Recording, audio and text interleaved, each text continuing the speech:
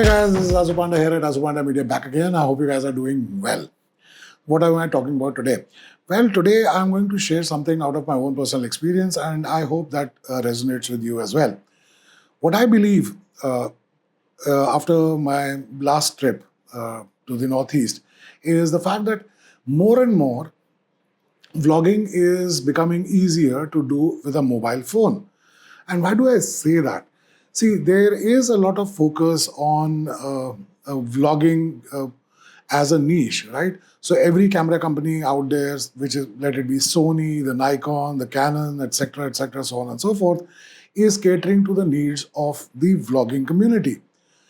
At the same point of time, even the action cameras, such as GoPros, DJIs, Insta 360s, they are also making more and more cameras, and they have these packages where they give you a battery grip, a media mod, so on and so forth, focused mainly towards vlogging. Now, increasingly, it is becoming difficult for us to use a dedicated vlogging setup versus using your mobile phone. And why do I say so? Well, first and foremost, if you go to any public place, right, we obviously want to go to a public place and you want to shoot or film there. It is very difficult for you to do that because a lot of places, first of all, do not allow this, right? And I'd had a conversation with somebody who was in charge in allowing and not allowing cameras to be, or vlogging cameras to be used in certain places, but was completely okay with somebody carrying a mobile phone. And my argument to that person was that, as far as the camera is concerned, right? First, I asked what his concerns were. He said, the reason why we do not allow heavy cameras is because they record a lot of metadata, which basically we do not want the camera to, which we do not want the camera to do, so that it can be used in any amount of nefarious purposes. As far as metadata, even most of the modern vlogging cameras that are out there, a lot of them do not tag geo data, location data on most of the content that you shoot from them. They probably have data about what the resolution is, time of the day, so on and so forth.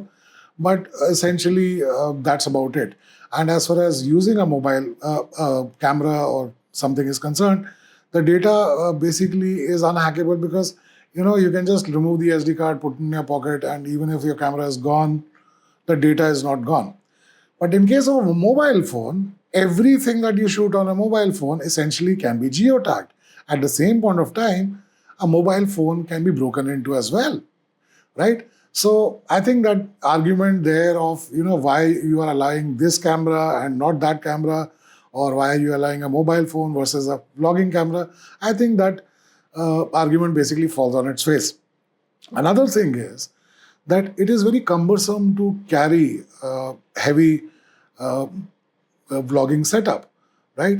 Because you're lugging around, you're traveling around, you're walking around with something, and you have an entire hand which is occupied, and then one thing that really comes to mind is that any photographer, videographer, or content creator with their camera setup, if they try to go through airport security, it is really, really, really an ordeal, right? Because I'm sure other content creators will also agree with me that it is very difficult to make the airport security understand how content creators or photographers or videographers think, and why do they have backups for backups for backups, right? So why are you carrying so many batteries? Why are you carrying so many lenses? Why are you carrying multiple cameras, right? So that can be something that becomes an ordeal again. Whereas you can easily carry a mobile phone and basically shoot almost about anywhere until unless you're told otherwise, right? You go to a restaurant, you take out a big ass camera, pardon my French there, it is bound to draw some attention. But then again, we are these days completely fine with somebody just taking out their mobile phone and clicking pictures of their food or filming the ambience of where they're eating. Or even if they're at a public monument, they're clicking selfies in front of it. and essentially with all the GPS data embedded into that content right there. So uh, I think a couple of things that we can probably take away from this is that I still don't feel that mobile phone cameras have made camera equipment absolutely redundant, because you let's take the example of an action camera. It is probably half the size and 10 times more durable than any camera phone out there. And yes, in certain situations, you obviously require that kind of image stabilization, so on and so forth. So yes, the action cameras are not redundant and they're here to stay. But as vlogging setups, I think but it is better if you go with a mobile phone. Then comes the vlogging cameras. Uh, Now, essentially, vlogging cameras will probably give you a better audio quality. You can put on added lights. You can probably get more detail, because obviously most of the phone cameras, even if there's a telephoto, wide angle, whatever those 3, 4 cameras are there, even if they have their own dedicated sensors and they're integrated with AI and everything, so on and so forth, they usually have a very wide aperture. So the amount of detail that you probably get in that footage would not be as good as that you get from a camera which is dedicated for that purpose. Having said that, if you look at camera phones, I'm not even talking about the top end flagship phones. Even pretty reasonably priced phones have some excellent cameras, which basically allows you to shoot some very high quality 4K and upwards content, even in 30 to 60 to 120 FPS, uh, with, with relative amount of ease, right? And the best camera is always the camera that you have on you at that point of time.